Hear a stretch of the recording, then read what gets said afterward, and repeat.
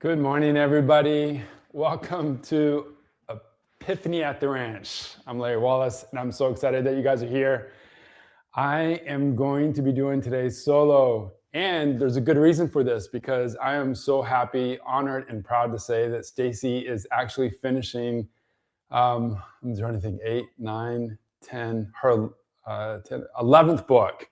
So she has 8 books that she's written, and there's 3 that are going to come out this year. One of them is called Hold On Butterfly. Another one, and it's a children's book.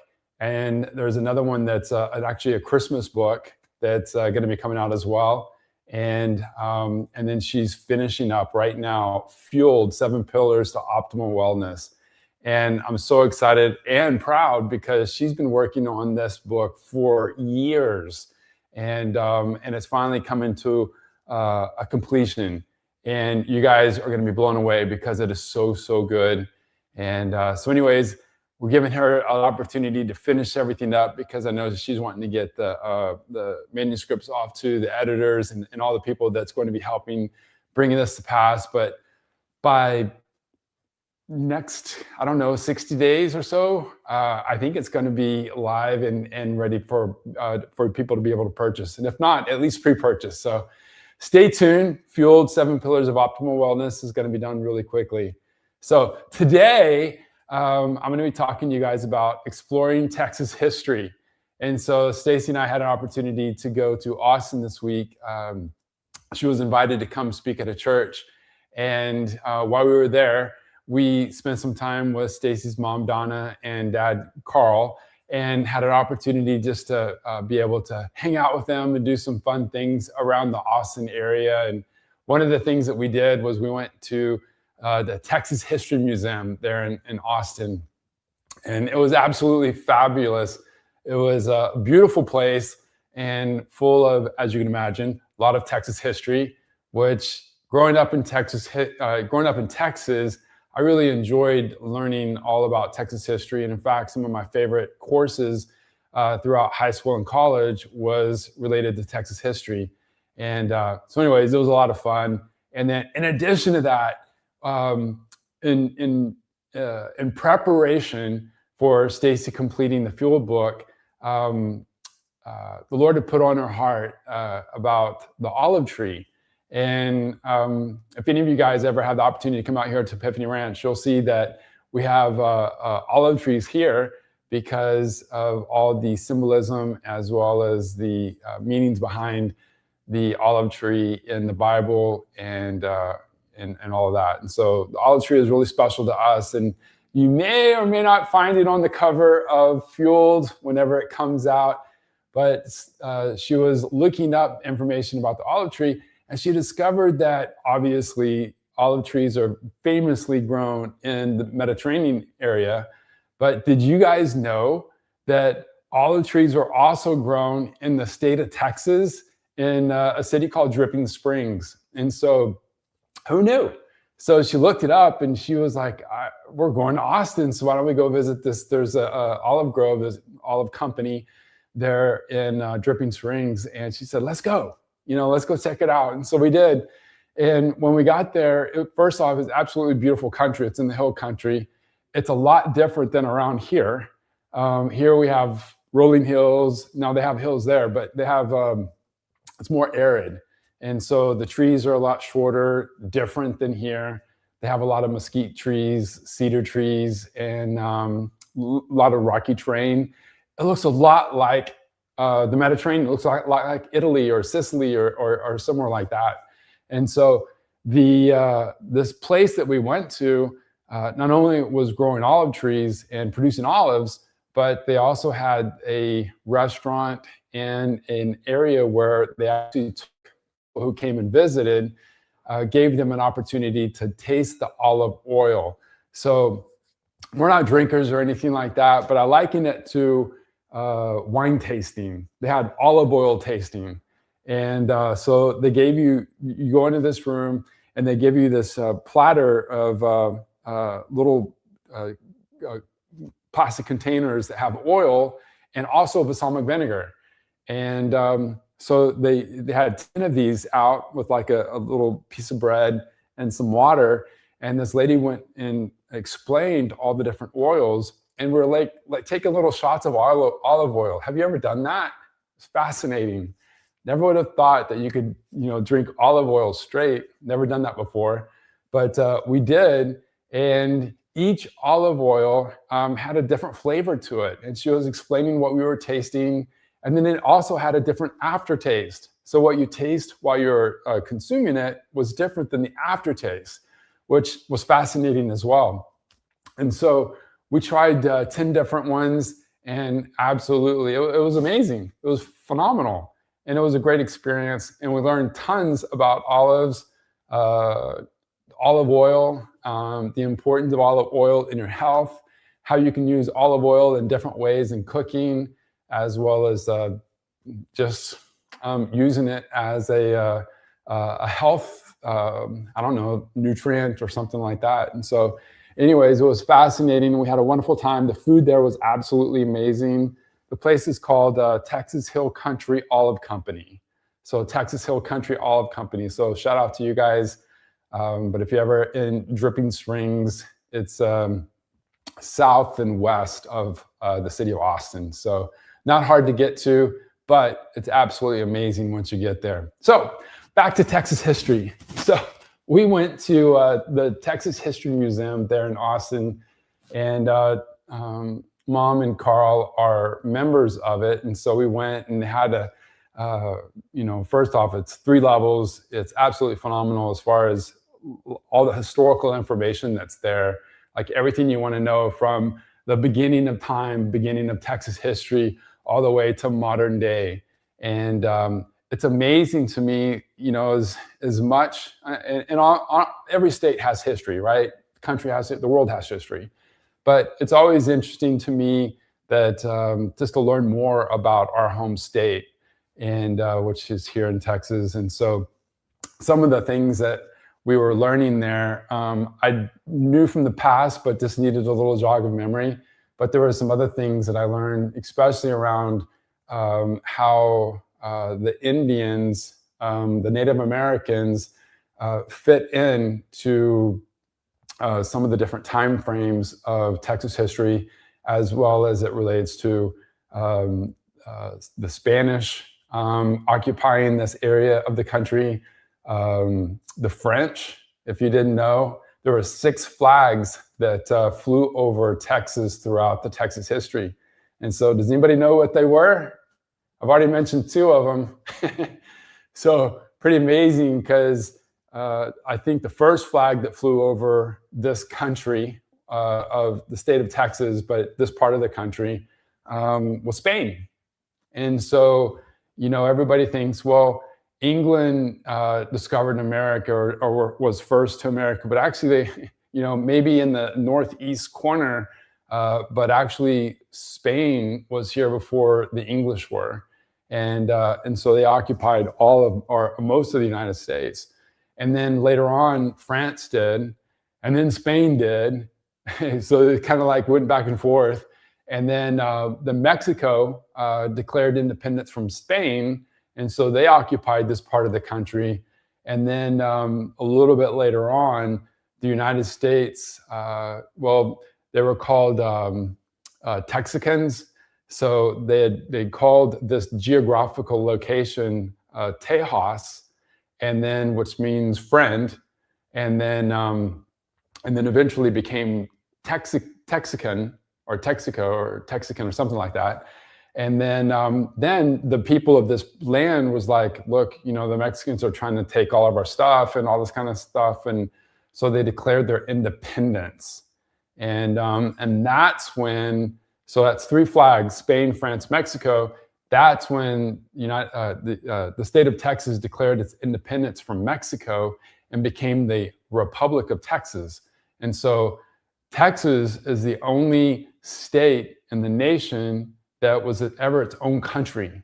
And so for a short time, the Republic of Texas had its own flag, its own economy. Well, it actually kind of still has its own economy, but it had its own currency.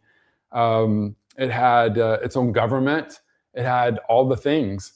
And so anyways, it was a pretty interesting time. And then later on, the United States brought Texas and made it a part of the United States. Then there was the Confederate States during the Civil War, and then finally the United States, okay? So those are the 7 flags: Spain, France, Mexico, Republic of Texas, Confederate States, and United States. So there's a little history lesson for you. But anyway, so I didn't even know. So this is something that was new to me, because even in the Texas history, when I was in school, I knew that we had our own president for a short amount of time. And I knew that, obviously we had our own flag and all that kind of stuff. But what I didn't know was we had our own currency.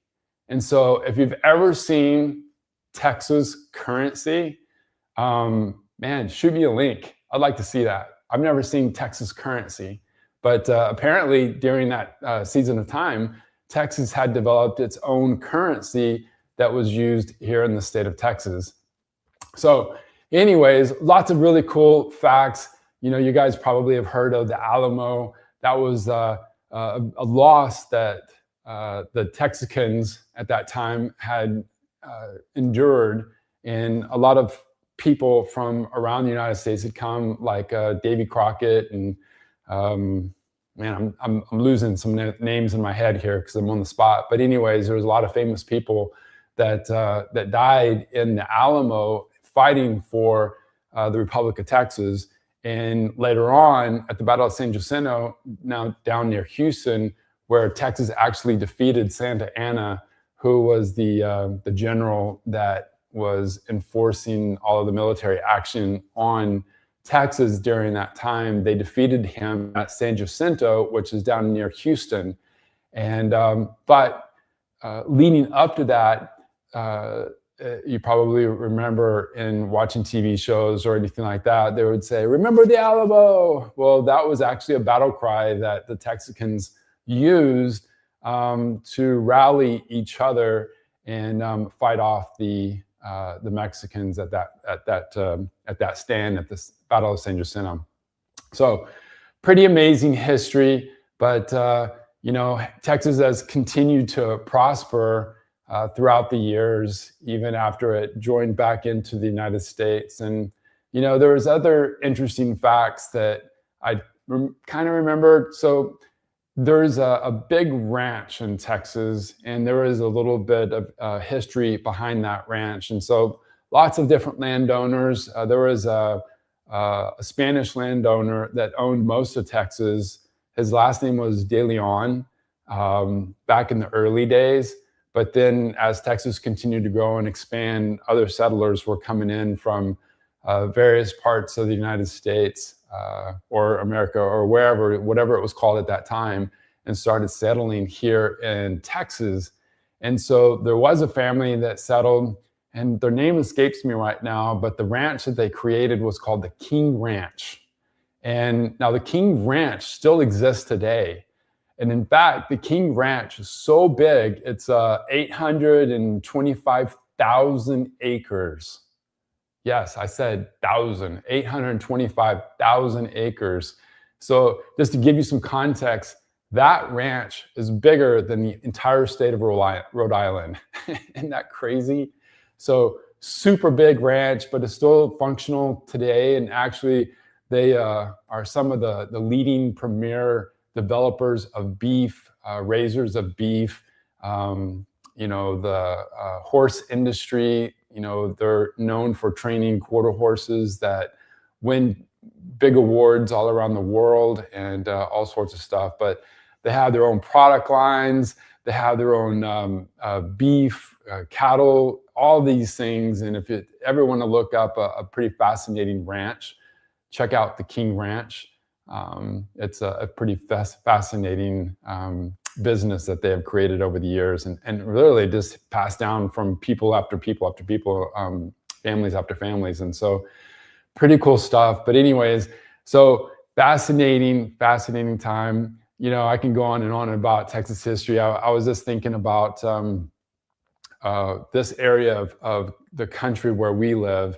And one of the interesting things that I find about East Texas is that like Davy Crockett, whenever he came from Tennessee to come fight in the Alamo, he actually came through this area of East Texas. And I often wonder, did he cross this property that our ranch is on?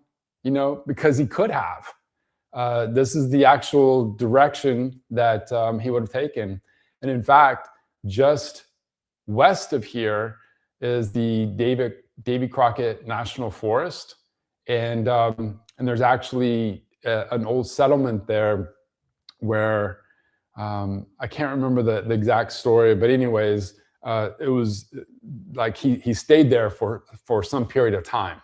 And so he could have, who knows? But so anyways, so this is an area that a lot of the soldiers use. There's lots of fighting around here, both for the Texas Revolution as well as the Confederate War. And anyways, we've already found some interesting things on our property. We found arrowheads. We found little artifacts from trash or an old homestead or something like that as we excavate things around the property. And so you never know. It's kind of cool thinking that your property could be part of some of the Texas history here. But East Texas is very rich in history. And in fact, the oldest town in Texas, the oldest city in Texas, is about 24 miles east of here, and it's called Nacogdoches. So try to spell that one. It's not easy to spell. So Nacogdoches. Now, the story is there's two brothers that came from out east and were traveling west in order to create their own homesteads. And so they came across the Texas border. There really wasn't any borders at that time. I want to say there's a river that they had crossed over, and I can't remember the name of the river. Sabine River, maybe. Anyways, so they crossed over the river, and one of the brothers said, I think this is it. This is where I want to establish my homestead. And the other brother said, hey, cool, this is great, but back east a few miles, there was another place where I thought that was great. I feel like I'm going to go back there and I'm going to establish my homestead. So one brother stayed here. The other brother went back east a little ways. And turns out that now that city that he established, or that area which turned into a city that he established, is called Natchitoches, Louisiana. So Natchitoches, Louisiana, and Nacogdoches, Texas, they're sister cities, and they were established by brothers.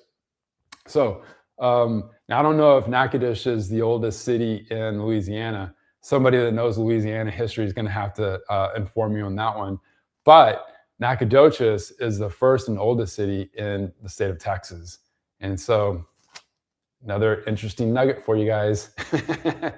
So anyways, well, I am so happy to be able to jump on here and drop some nuggets of Texas history on you. Maybe you found it fascinating. Maybe you don't care. But it is kind of fun, to find out about history in your state. You have an opportunity to just dig into what brought your state to where it is today. And I highly recommend doing that because it's fascinating. It's so interesting to know about where we came from, because it also helps us understand where we're going to go as well. And so, it's pretty interesting. And so foundations are important. And whether it's the foundations of the history of your state, foundations of the history of our country, foundations of the history of the world, through the Bible, it's important to go back and read and learn and to understand where we came from, but then also to, start looking ahead and asking God to show you, where are we going? And it's such an important part of our job as kingdom ambassadors, representatives of Christ here on earth, is to continually seek the Lord and say, God, where are we heading? And how do I fit into your grand scheme? And it's such an important thing to know about your past, but also seek God's face for where we're going in the future. I hope you guys got a lot out of today. I had an interesting week. Stacey and I had a blast at the museum and at the oil tasting, and a phenomenal story. And I'm going to let her share it, but she has a phenomenal story about the ministry time that we had at the church where she spoke at. Young man's life was just changed and, just transformed in such a powerful way. And so anyways, I'm looking forward to her sharing that story because it is an amazing one. And this young man's life is going to be changed for the better. And I believe he's going to be a vessel that God uses in his community to be able to affect change and the sphere of influence that he has. And that's really what we're all called to do. We're all called to be ambassadors. We're all called to share his love in the community that he's placed us in, whether it's a small community like we live in, or a big community, or the state, the United States, the world. God's called us to be ambassadors, to be able to be his hands and feet here on earth. So I wanted to encourage each and every one of you guys to do that. Just ask him, how, God, can you use me today in order to be your hands and feet to the people around us? And then, listen to what he has to say. It may mean that, you see someone that is, at a corner at a stoplight, with the sign asking for a handout. Give them a hand up, right? Maybe it's someone that you see at the grocery store that looks like they could use someone blessing them with purchasing their groceries. Or maybe it's at a restaurant where you see someone sitting by themselves. Maybe you buy them their lunch. So just ask God, how can I be the hands and feet of Jesus today? And be able to share your love with those around me. All right. I hope you guys have an amazing day. Again, be in agreement, be in prayer. Stacey's finishing Fueled 7 Pillars of Optimal Wellness. Super excited about that book being released here in the next couple of months. In addition to Hold On Butterfly and a Christmas book that's near and dear to our family. Stacey was, we were talking about a tradition that Stacey's dad had for our whole family over the years, and she wanted to carry it on, that tradition. And we found that we couldn't find the book that he would read during Christmas time. And he did an amazing job because he used all the voices of the animals and the characters, and our kids absolutely loved it. And so she decided that, I'm going to write my own book and let it be a family heirloom. And you guys, it was so amazing. I'm like, sweetheart, we're going to have to make this available for other people too. And so she was like, okay, let's do it. And so she wrote this book, did all the illustrations in it, and I'm super excited that it's going to get released as well. So Fueled, the other 2 books, all are going to come here really soon. And so I'm excited about you guys having an opportunity to see those as well. So have a blessed day, everybody. Looking forward to connecting with you guys again soon. We also have our Monday morning prayer that's on Mondays at 8 a.m. Central Standard Time. So please be on the lookout for that as well. We'd love to see you there. Have a great day, everyone. Bye-bye.